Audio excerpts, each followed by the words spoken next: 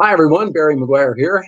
It's Thursday, January 7th, 2021. It's live at 5. It's our first live at 5 of the brand new year for Barry McGuire's Creative Real Estate Education Series. It's a series we do all about, real estate on the creative side of things, agreements for sale and rent to own and fix and flip, but wholesaling, joint ventures, how all those things fit together with each other, creative combinations, we call that. And other discussions with experts in the field, all of which are aimed at moving our real estate portfolios and real estate experience forward, giving you, more information, more knowledge, more education about how it all works.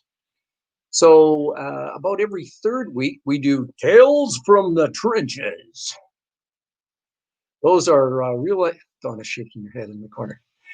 Tales from the Trenches, real life stories about investors and the real estate deals they're doing and the big piles of steaming doo-doo that they step in, and what you can do not to step in a similar pile, and how to run your deals, better. So we have only one tale today because it's chock full of things to talk about.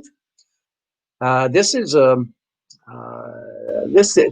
really a story about how not to run up your legal bill. I know you guys all love paying legal fees, so I don't want to get you off that track. I know you want to pay a nice big legal bill, not kind of a basic bill with a quotation that you budgeted for.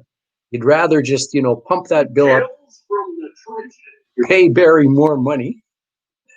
So that's what we're trying to do, is help you pay me, the lawyer, more money. No, seriously, we're obviously not trying to do that. But that's what this is about, is how you run your real estate deals, and how you understand how the pieces fit together can really affect your legal costs, and they're a component of your profit, just like anything else. I mean, what you really want is to get a fixed quotation for a basic deal, have everything stay within the lines, and not go springing out where the lawyer has to spend time at $500 an hour solving problems that could actually be solved if the pieces of the deal fit together a little bit better. So that's kind of the background. So I do have some PowerPoints today, and I've got some written materials that I'm going to refer to. There's 5 segments to this tale, and so we're going to talk about each segment. And then at the end of each segment, we're going to answer questions, just because there's 5. And if we wait till the end, questions may get muddled. So we're going to get going now with our PowerPoints. And the great Donna has reached her hand in here. Donna's my IT person, as you guys know. We're going to share the screen a little bit. And 5 ways to run up a big legal bill.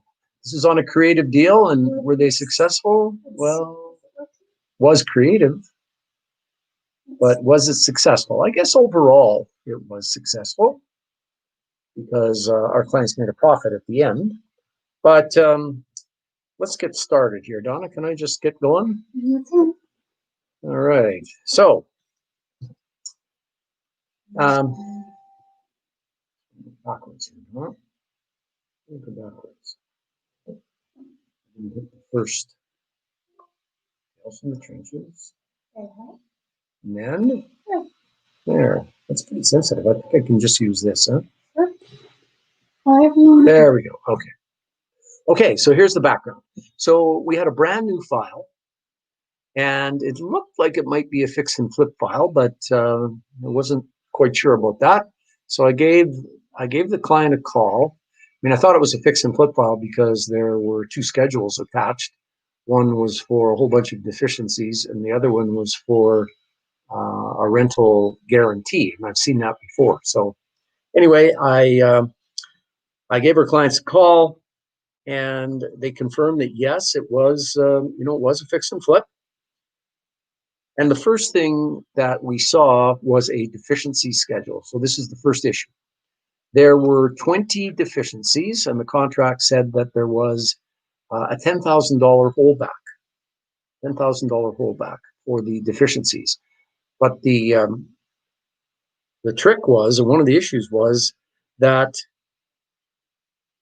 the deficiency schedule didn't say um, it didn't say how much money was allocated to each of the deficiencies, and it didn't say the standard to which the deficiencies had to be completed.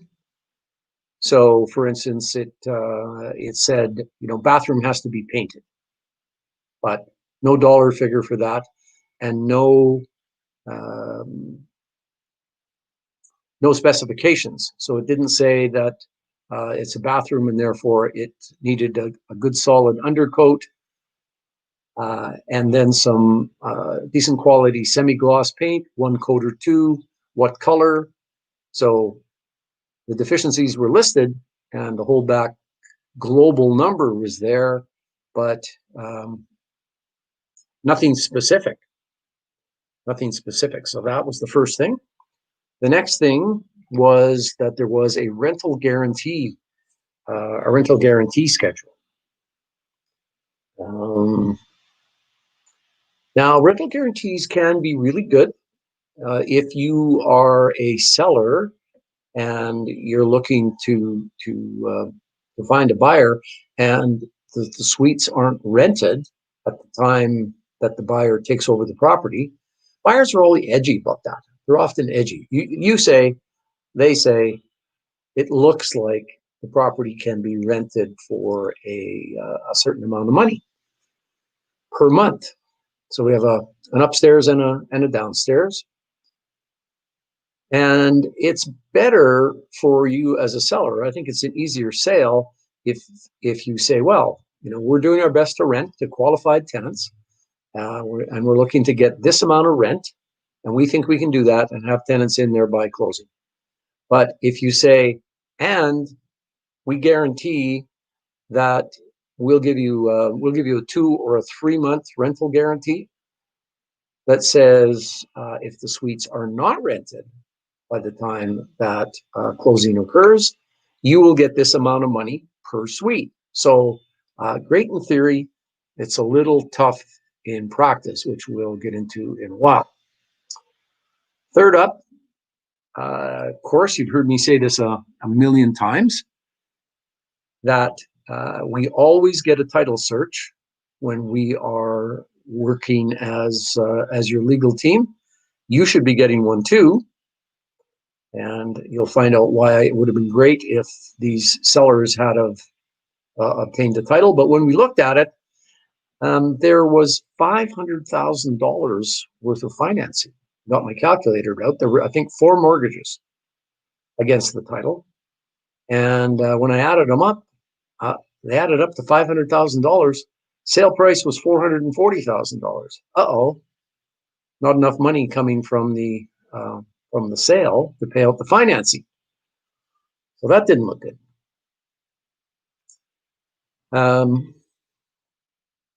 Our seller clients did get a brand new RPR in compliance, and the compliance said that the existing deck had no permits, and that it had to get its permits, and it had to be inspected, and also that the garage was not properly placed on the lot. I think both the side yard and the backyard of the garage were quite a bit offside the rules, and it wasn't just something that the development officer could cure at the desk by way of an application. This needed an actual variance, and when you need a variance, at least in Edmonton, notice has to go out to the neighbors, to any neighbor within, I think it's 200 meters of the property, that there is a plan to get a variance for a garage. And do any of the neighbors have to have any objection to this? I think that process is at least a 6-week process, could be 8 weeks. And lastly, we had one of the loans was to a private lender. So I said there were 4 mortgages. One of those mortgages was to a private lender. And when you're dealing with private lenders, it's always a little problematic. If I'm dealing with RBC or TD Bank, and I get a payout statement from them, I know that if I send them the payout statement money, I know that they're going to send me a discharge of the mortgage. Of course, the seller has to pay out and get rid of all of his existing financing. But when you're dealing with a private lender, I'm not so sure that if I give them the money, they're going to pay out the mortgage. So some wrinkles around that. So those are our 5 issues. And Dot, I'm just asking. So I'm living with this. Mm-hmm. Is this what folks are seeing? They're seeing a much better screen. A much better screen than that. Oh, I'm showing. Oh, good. Excellent. Hi, everybody. All I see is my PowerPoint. So I don't know what I'm doing, what I look like. Well, I look great, obviously. Obvious. Okay. So let's get into a little more detail on these 5 issues. So it's 2 weeks before closing. Our clients had owned the property for 5 months, or they bought it and it was 5 months until they proposed to close. So at the 4.5-month mark, the buyer had the right in the contract to do an inspection to take a look at the deficiencies. Okay, so fix and flip. What's one of the major truisms that shows up with fix and flips is it always takes more time than you think. Even experienced fix and flippers run into timing issues.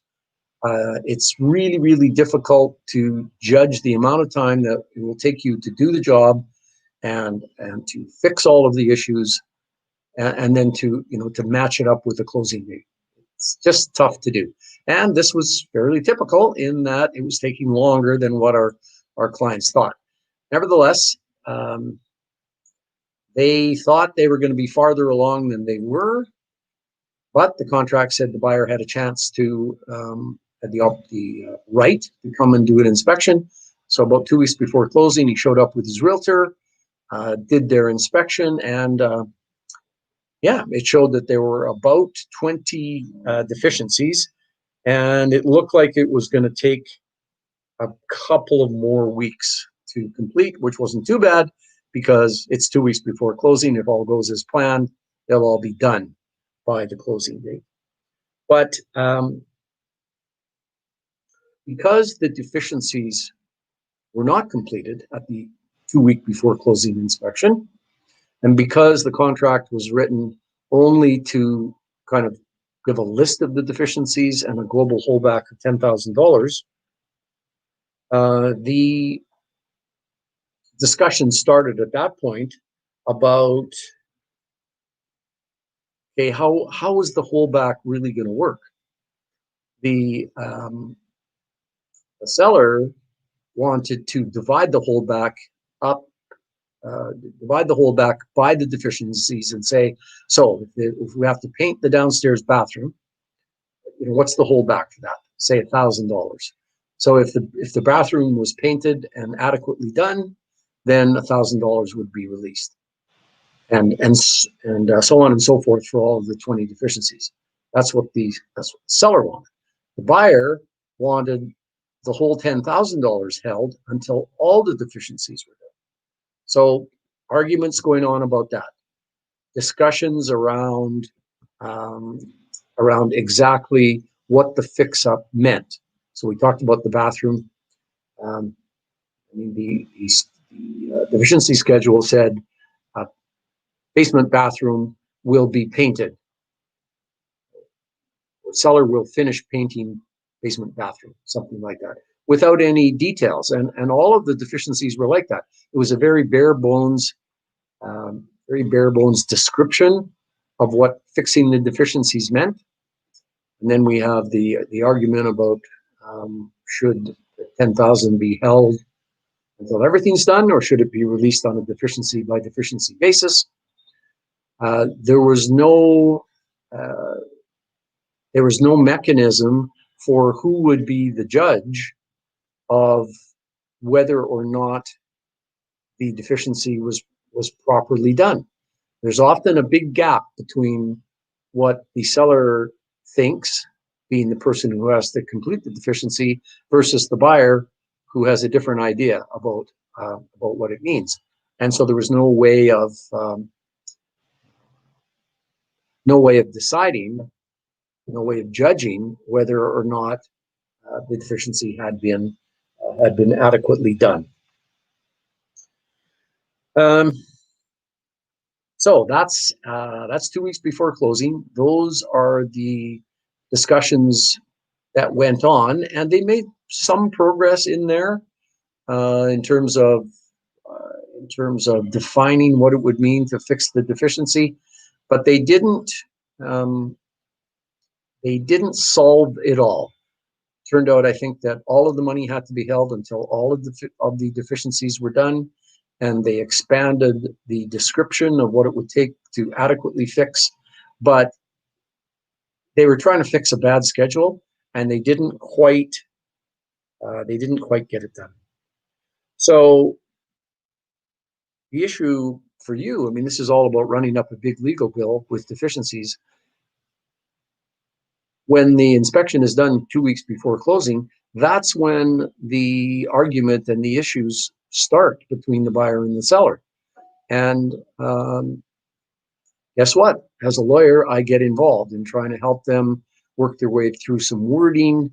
The buyer's lawyer got involved, the other realtor got involved, and now we've got a buyer. There were two sellers, a couple of guys partnering up to do this, and a buyer's lawyer and a seller's lawyer, and so lots of back and forth. As soon as you start going back and forth, when a lawyer isn't doing work on a real estate transaction under a basic quotation for a deal that just rolls along without issues, that's the quoted side of things. You get a quote for that kind of a legal bill when you buy or sell property. But when you do these extra things, lawyers keep time. They keep time, and the more time you spend, the bigger your legal bill, or the bigger it can be. So that was the first deficiency, or that was the first issue. And boy, I'll tell you, it took a long time to reach the point where everybody said, okay, sellers, get going, start completing those deficiencies. As it turned out, it took an extra 3 days. It took the full 2 weeks after the inspection, because we had 2 weeks till closing. And then it took another 3 days before everything was done, before the realtor was able to come in along with his buyer client, video everything, examine it, and everyone agreed that the deficiencies had been properly completed. But they did get it done, which was good. At the 2 week and 3 day mark, everyone agreed that the deficiencies had been completed, but my goodness, it took a lot of back and forth to get it done. So that was deficiencies. Oh, look at all this. I've got these, I should be going through my PowerPoints, which explain some of these things. So just to recap, each deficiency separately has to be inspected. You decide what the cost is, decide what the fix is, and negotiate a particular holdback. And yes, it did finish off nicely, but it was a lot of work getting there. Tons of work getting there. Everybody gets involved. All right, moving on to number 2, the rental guarantee. So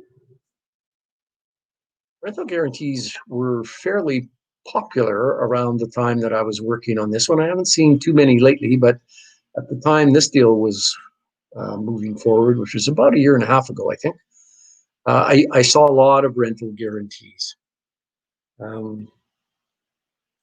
In this particular situation, we did have 2 suites with a January 15th completion date, and the contract said that both suites had to be fully rented at a particular rent, or the rental guarantee applied. And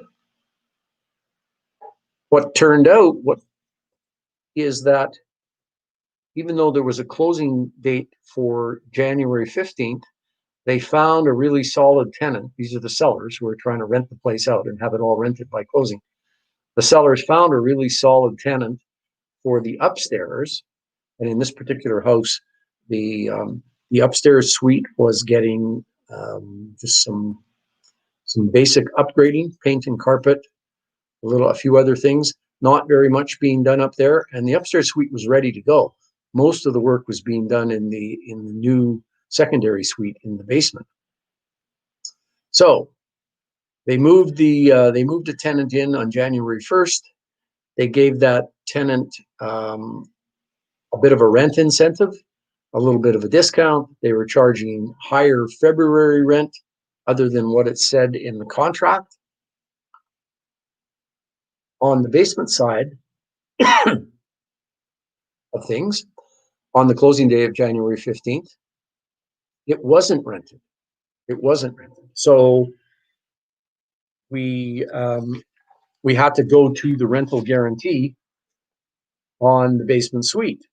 So I looked at the rental guarantee schedule that was attached to the contract, and I wouldn't say I'm a whiz-bang mathematician, but I can put numbers together. So I interpreted what the rental guarantee said, and I sent it off to the buyer's lawyer saying, well, the basement suite isn't rented, so as we close this thing, there is a rental guarantee, and therefore we're going to give you a credit for the rent according to this calculation. Buyer's lawyer sent it on to his client, his buyer client, who did their own calculation, and they came back with a different number than I did. They took the same words and came up with a different number that, as you might expect, gave them a bit more money. Part of it revolved around the fact that the upstairs suite had been rented early at a discount with a higher February rent. Part of it revolved around what happens if the basement suite gets rented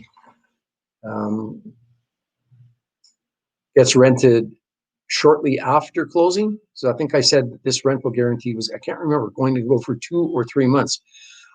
There was a dispute about if there was a rental guarantee and the place was vacant on the closing day, did that mean that the buyer automatically got the full number of months of rental guarantee? Or did they only get a guarantee while the suite was vacant? So if it was not rented on January 15th, but the sellers managed to get it rented by February 1st, or they had a tenant for February 1st, what did that mean? Of course, when I sent the calculations to the buyer's lawyer, I also sent them to my client. So I had my set of calculations. The buyer's lawyer came back and said, well, the buyer disagrees for these reasons. And of course, their guarantee was higher than what I figured. And my seller clients got back to me and they said, well, Barry, we think your numbers are wrong. We think it's lower. So the sellers wanted a lower rental guarantee number. I had a number in the middle. The buyers had a number higher. So, and the interpretations based on the wording in the schedule, really, there was argument to be had. I'm not saying that that the buyers were unreasonable here, or that my sellers were being unreasonable. The words in the guarantee were just badly written. They were left capable of interpretation, and when there's interpretation to be made, what do people do? They take the interpretation that is the best for them. Now, I just as I roll along through here, I said I was going to stop after each one and have some questions. So I think we're okay for now. There aren't any questions, so I'm just carrying on. So on the, to finish off on the on the rental guarantee side of things, um, with the three interpretations, again, there was just a lot of back and forth. I personally spent a lot of time working on the calculation, talking to the buyer's lawyer, talking more to my client about what it meant and why it meant that. And it just chewed up a whole whack more time. So rental guarantees were the second big stumbling block on this situation. Let's move on to the next one. Have a little drink of water here.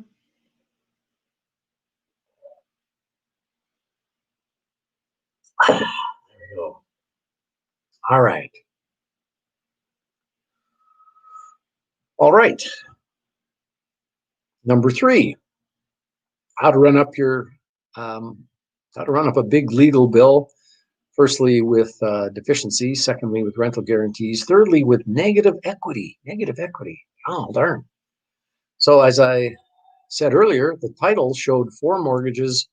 I call up the seller and I go, $500,000 worth of mortgage is only $440,000 in sale money. What are we going to do about that? Now, I knew that all 4 mortgages were not our seller's mortgages because there was one that was only 5 months old, and I knew that they only bought the property 5 months ago. The other 3 mortgages were much older mortgages than that. But nevertheless, they are still on the title. So what about those other 3 mortgages? So as it turned out, my clients who are now sellers were buyers 5 months ago. They didn't use me or our law firm 5 months ago. They used a different lawyer. And when I chatted with my clients, they confirmed, they said, oh yes, only one of those mortgages is ours. The other 3 were on the title when we bought, and we thought they were gone. We thought that they were, we didn't think they were on the title. So when you buy a property, almost always the seller has an old mortgage on that he's going to get rid of. He's got his mortgage that he put on there when he bought. You're now buying. You pay him the sale price, pay the lawyer the sale price, and the seller's lawyer is supposed to clear off the title and provide a new copy of title showing only your new mortgage on. So that's what should have happened. And usually it takes, I would say about 2 months to clear the title, maybe 3 in these COVID times. But I got on the phone and I called the lawyer that represented my sellers when they bought 5 months ago. I said, okay, here's a copy of the title. There's still 3 mortgages on there. What's going on? He went, I don't know. I'll get back to you. Now, what can I say? I know the other lawyer. I like him as a person, but my experience with him over the years has been that he's just not as on it as I think he should be. And I think in this case, he was pretty slack. So the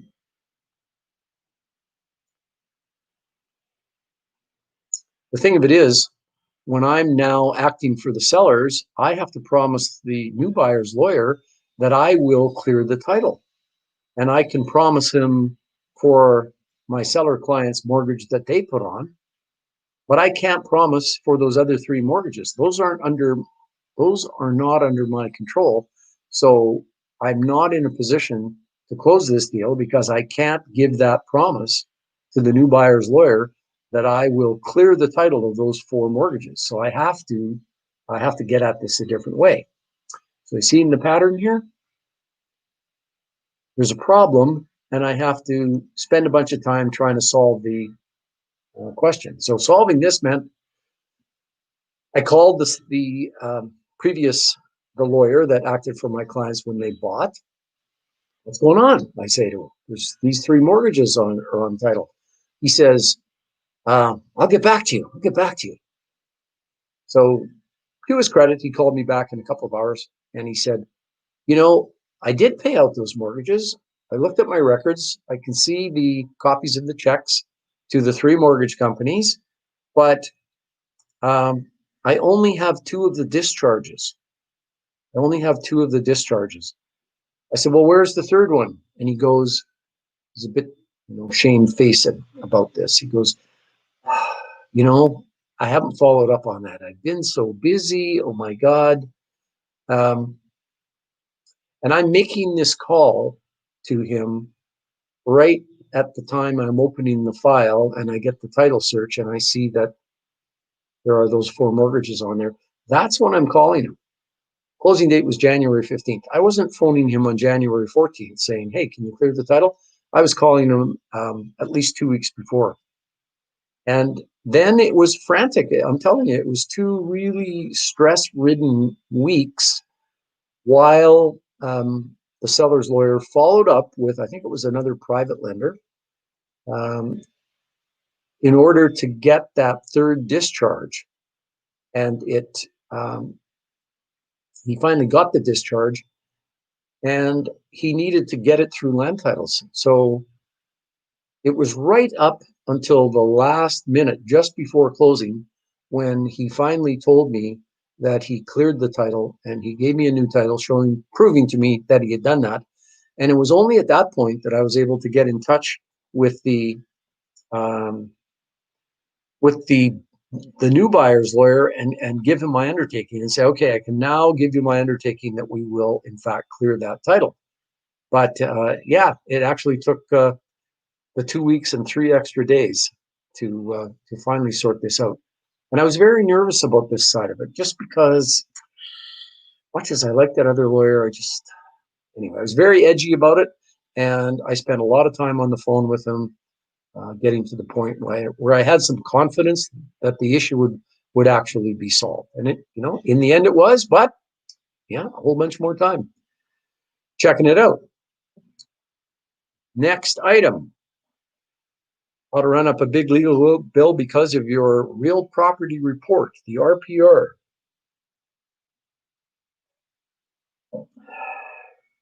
In Alberta, we call what everybody else in Canada, I think, calls a survey certificate or a legal survey.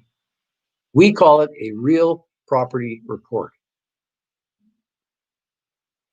I don't know why we do that.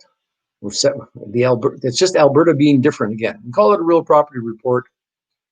The standard real estate purchase contract says that the seller will provide a current real property report and written evidence of municipal compliance. That's what a seller is supposed to provide a buyer when the property is sold. Now, that's a negotiable term.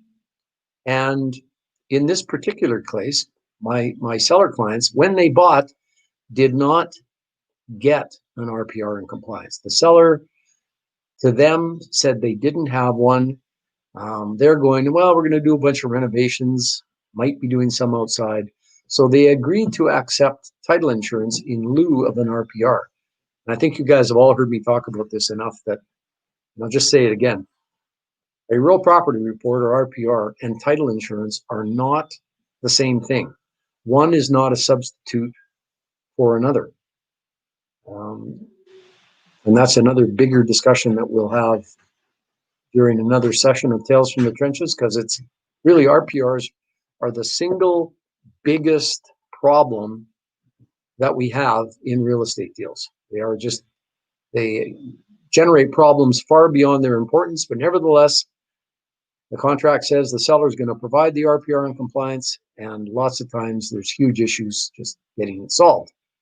So our seller clients did not get an RPR in compliance when they bought, and here's the reason that you always should get one if you can. They thought, okay, we know that the contract says we're going to have to supply one, and we know it's certainly easier if we do have one. So they ordered a new RPR, and they got it, and then they sent it in to the city of Edmonton, Planning and Building Department for what's called a compliance certificate. The compliance certificate is the city takes the RPR and they look at it and they do a couple of main things. They look at their file to see whether or not everything that's shown on this two-dimensional drawing of the property and its improvements, are all of those improvements known to the city, and do they all have proper permits and proper inspections? And what the city said is that the house was permitted and fine, but the deck that was shown on the RPR did not have a permit. And the garage, which was a relatively new garage, it was only 5 years old. So our clients didn't build it. It was there, but it was relatively new. The garage was not properly located on the property. And garages and houses have rules about how close they can be to the neighbor's property line, how close they can be to the house, and how close they can be to the alley if there is an alley or laneway.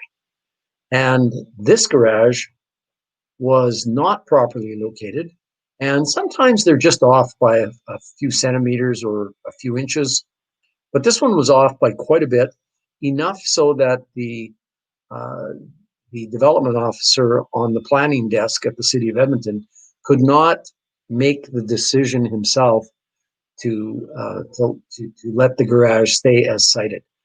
The sellers had to apply for what's called a variance. And this was the type of variance where all the neighbors had to be notified. Anybody within 200 meters had to be notified that there was an application for a variance. And the notice period is lengthy.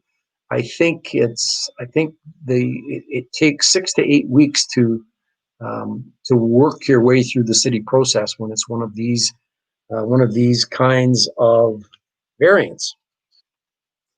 So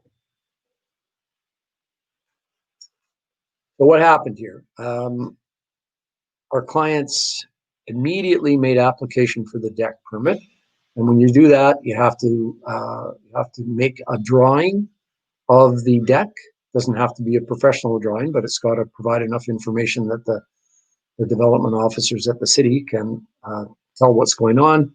Usually you provide pictures. There's at least one permit application that has to be made that costs probably a couple $100.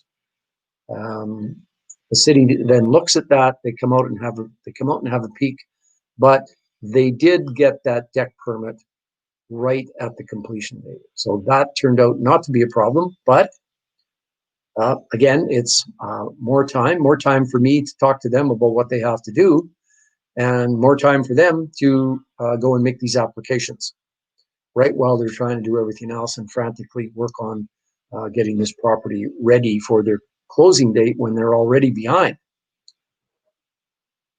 So the variance, as I said previously, takes more effort and was going to take more time, 6 to 8 weeks with the city. So I have to tell the buyer's lawyer that we're going to have to get a variance, and what are we going to do about that? They wanted a $25,000 holdback, $25,000 holdback until we could provide the appropriate variance, and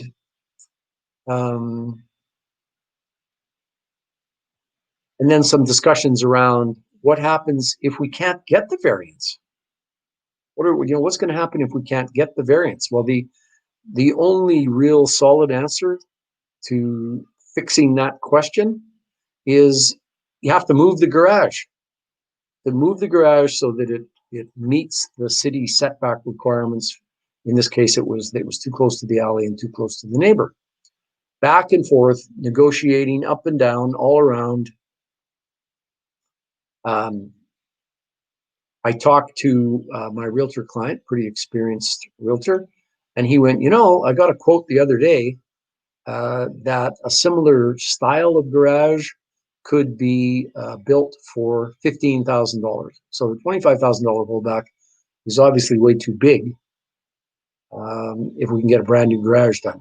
So we poked at that a little bit more just to make sure that if the city was totally uncooperative and the buyer demanded the garage be properly located, that $15,000 would cover getting a crew in there to move the garage. And what does that mean?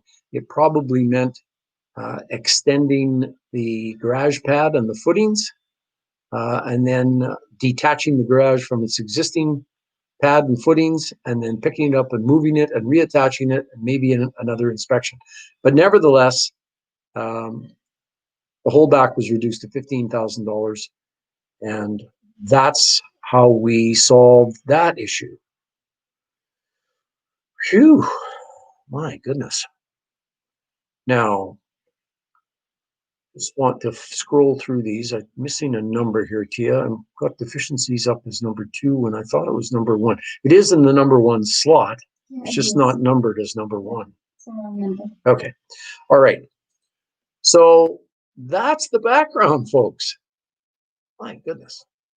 Five deficiencies. It's the most or 5 issues, 5 big issues. It's the most I've ever had on any kind of basic residential real estate transaction, and all of them caused me to expend more legal time, and of course my client's legal bill increased. But what do we learn out of this? Because the point of Tales from the Trenches is that you get some coaching on how to avoid these things yourself.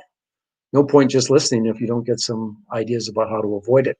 So on the deficiency side of things, one thing that could have been done is that as our seller clients figured out that they were being delayed, that they weren't going to be finished when they thought they would, if you have a clause in your contract, the seller tries to get a clause in the contract that allows you on your own, unilaterally, is on your own to move the completion date farther forward in time, then in this case, we had a closing date of January 15th.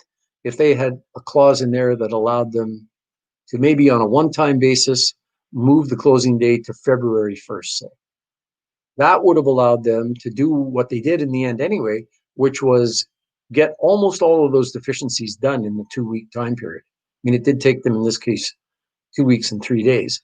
But if you have a clause that lets you move it forward, you don't get yourself into that awkward situation of doing your inspection too early, where if you do it too early, yeah, there's going to be a lot of deficiencies because it's too early. So that could have helped them out.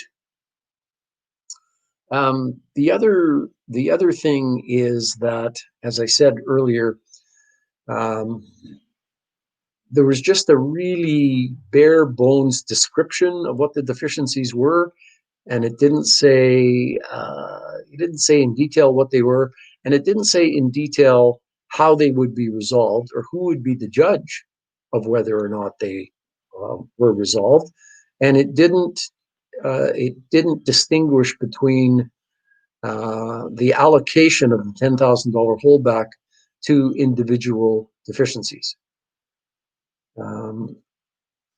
or whether all the deficiencies had to be completed properly before a penny would be released, or whether, as individual deficiencies were completed, the money allocated to that deficiency could be released. So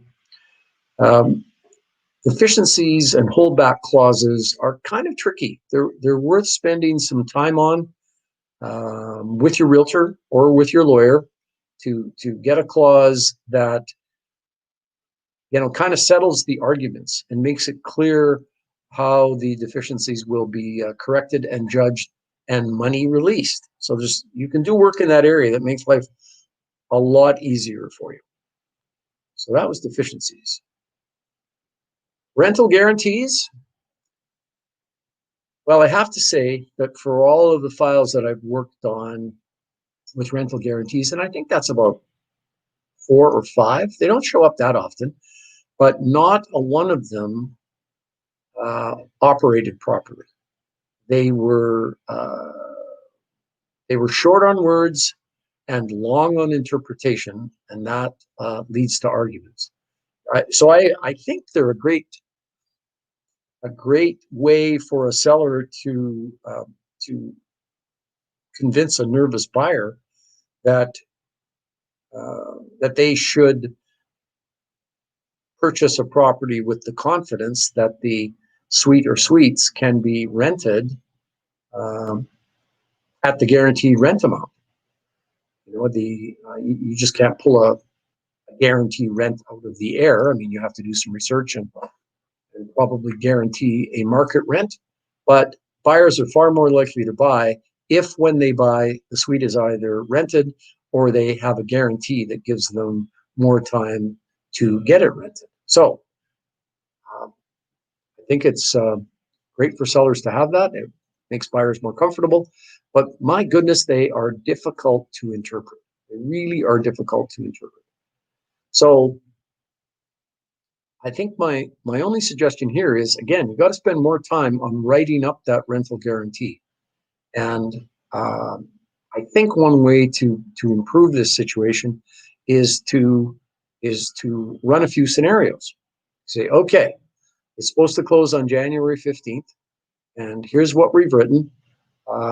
Let's say it's not rented on January 15th, but it's rented on February 1st. What does the buyer get?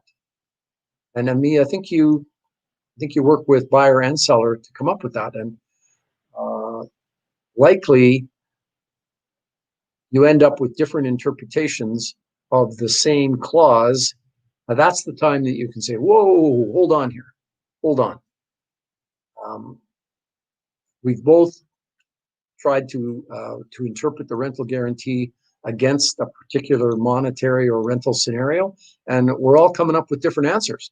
Obviously, we need to clean up the clause a little bit, and then you plug away at it until you think that you run enough scenarios that when the rental guarantee actually has to be applied, that it will be applied successfully without arguments on the interpretive side of it. So that's rental guarantees. What else? Clearing title. So when you buy, you should expect to see a clear title from your lawyer. I know I'm saying here 45 to 60 days after you close. I think in these COVID times, we're probably, I would say 60 to 75 days after closing. So, the way it works, if you're a buyer, say you were the person closing on January 15th, on somewhere between February 15th and March the 1st, you should expect to get a reporting letter from your lawyer who says, "Congratulations, your deal is done. Here's your paperwork, including here's a copy of title showing that the seller's 3 old mortgages are discharged and only your new mortgage is left." So if my seller clients had have done that with their lawyer and followed up with him, they would have realized that the title was not cleared and that something had to be done about it. So say it was the 75-day mark. That's 2.5 months. Remember, they had 5 months in this deal. So at the 2.5 month mark of their 5 months, they could have been going, "So where's our cleaned up title?"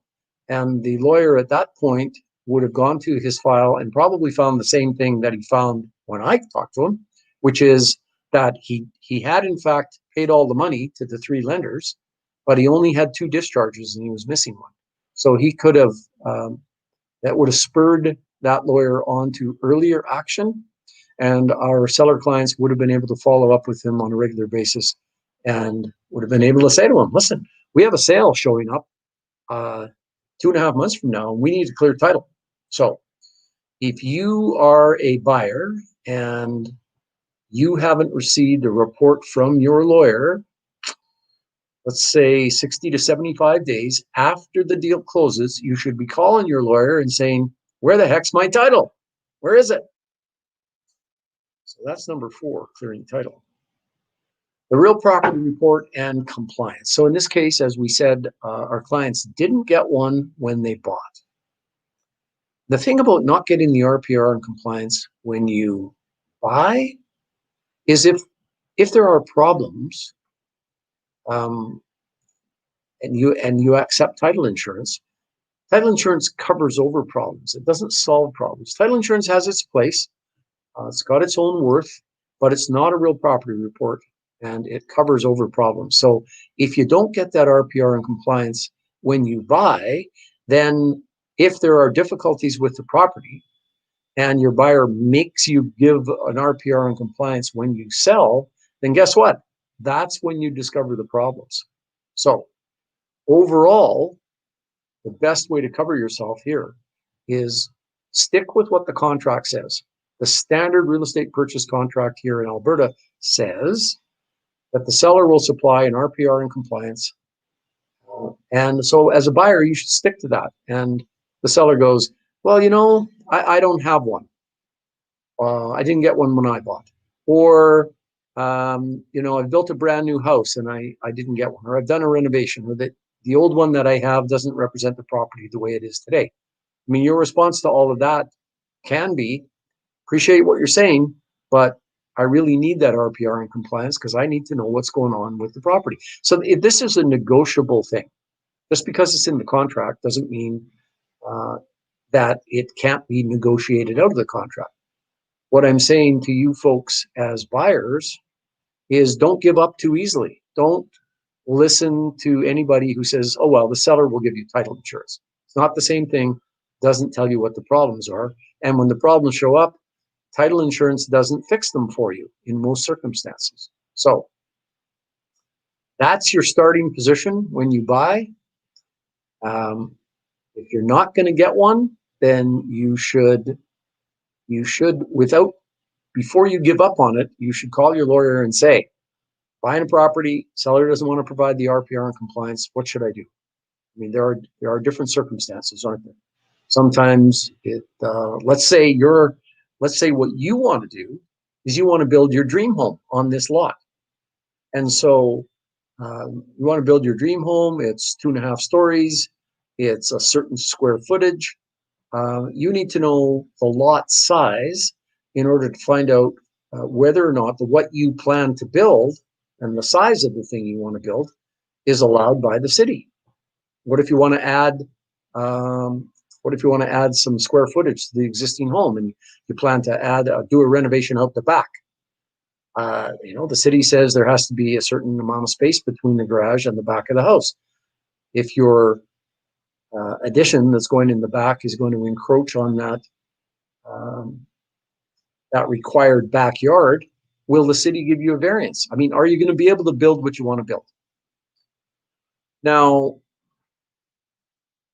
I know people from across Canada watch Live at 5, which is great. So most other provinces do not have that same clause in their standard real estate purchase contract.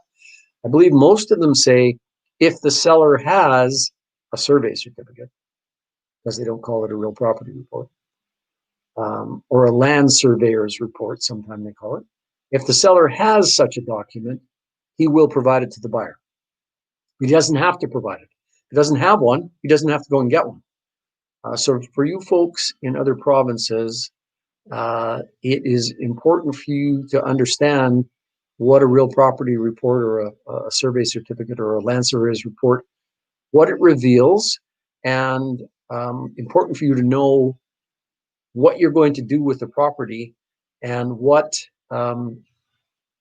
or not you might be stymied if the property isn't set up the way you need it to be set up. So for anybody in another province, you should have a good chat with your lawyer on whether you could make getting a survey certificate a condition.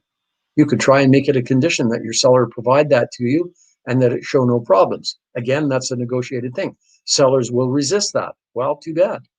It's you who's going to suffer. You can explore very carefully what you're going to do with the property. And if it's important for you to know exactly what the property looks like, whether or not there are any utility rights of way running across the property, which if you built on top of them would put you in big trouble, whether or not there are any other property issues that a survey certificate would reveal. Maybe if the seller won't provide, then you have to make it a condition yourself of your contract, subject to buyer obtaining a survey certificate satisfactory to buyer. That's the subjective phrasing for the clause, so that whatever you get, it has to be satisfactory to you. So that would cost you whatever the survey certificate costs in your province. But on the other hand, you wouldn't be buying blind when you need to know what the survey certificate would tell you. So if you're not getting one, think hard about it and consult with your lawyer. Important to do that. Let's see, what else do we have? Yeah, so just to repeat, it's a fallacy that title insurance and RPRs are the same thing. They are not. One is not a substitute for another.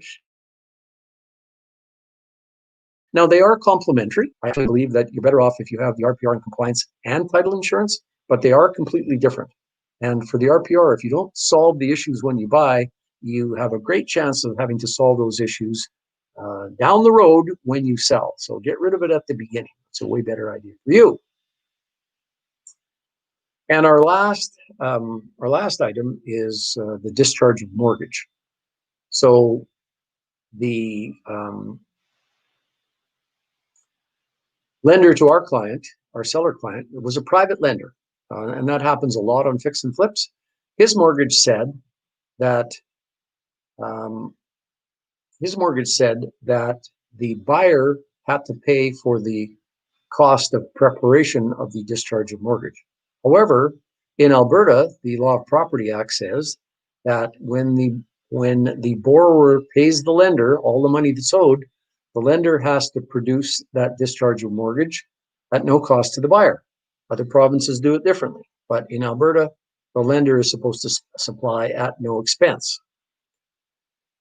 That private lender wanted to argue with me. He said, my mortgage says that the buyer has to pay for this. I said, let me give you an example.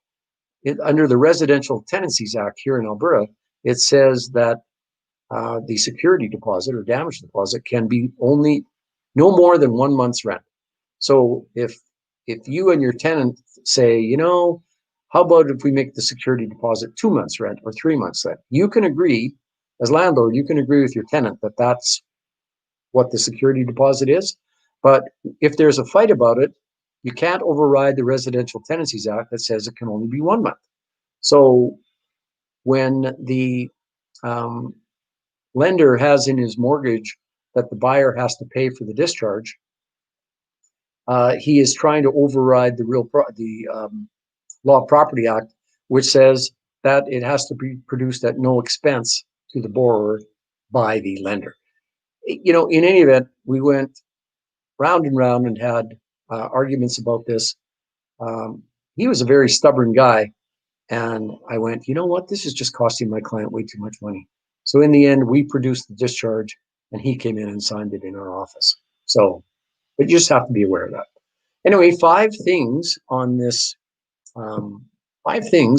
deal, all of which took a ton of extra time, all of which were relatively solvable, and all of which, as you learn your way around real estate and you listen to these tales from the trenches and to our Monday and Thursday sessions, you'll learn a lot about real estate, and you'll learn how to solve some of these problems and not get a giant extra legal bill. Because extras, it takes lawyer time to fix them.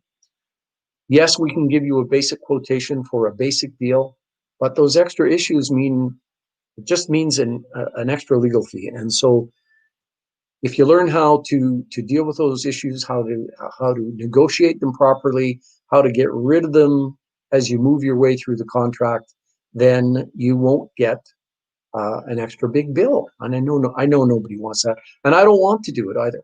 I don't want to spend time solving these things, and I don't want to give anybody an extra bill. So I think we're at the, yeah, we are at the end of this edition of Tales from the Trenches. Stop sharing. Donna's stopping sharing. She's moved her hand in, and there I am in my kitchen. There's my microwave. There's our little wine rack. Suzanne says, I'm wondering what you have to say about the competition for investments right now, causing investors to put in offers without an inspection, sight unseen. Well, that's always problematic, isn't it, Suzanne? If you um, if you buy without getting the usual home inspection, then you take the risk that things that your inspector will see that you can't will come back and bite you. It depends who you are in the real estate game. If you're purchasing a relatively new home in a relatively new subdivision, where the builder has a good reputation, where your untutored eye looks like the property is well maintained, then your risk is probably relatively minimal. If you have some of your own expertise, if you're a tradesperson yourself, or if you have someone who can come along with you that's a carpenter or an electrician, someone who has a better eye than you can militate your risk there. But if you're going to be doing fix and flips, I have a couple of fix and flip clients who, for the kinds of properties they buy, they almost never get a home inspection because they're already, in order to make the deals go, buying at such a low price that there's no room in the deal to do any fix up. So they just buy it the way it is, knowing that they're going to spend a whole whack of money fixing. So it's dangerous to do it in certain circumstances. I'm just saying, be careful if you're ever going to do it.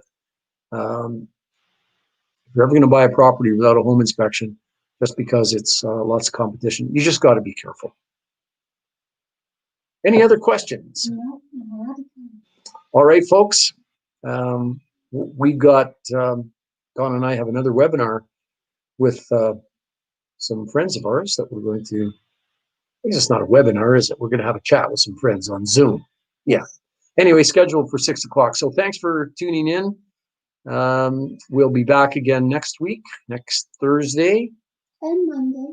And Monday. Sorry, Donna, not to minimize Monday mainline. Is that what you call it? No, event. Main event. Monday main event. See, I'm only interested in my Thursday event. I'm not interested in Donna's Monday main event. No, I am really, seriously. So thanks for tuning in, and I'm going to sign off now, and we will talk to you next week. Is there anything else I should be asking people to do, Don? No, Join our fine. Facebook group? We're good. Jump off the far end of the pool? No, nothing. Okay. Good night, everybody.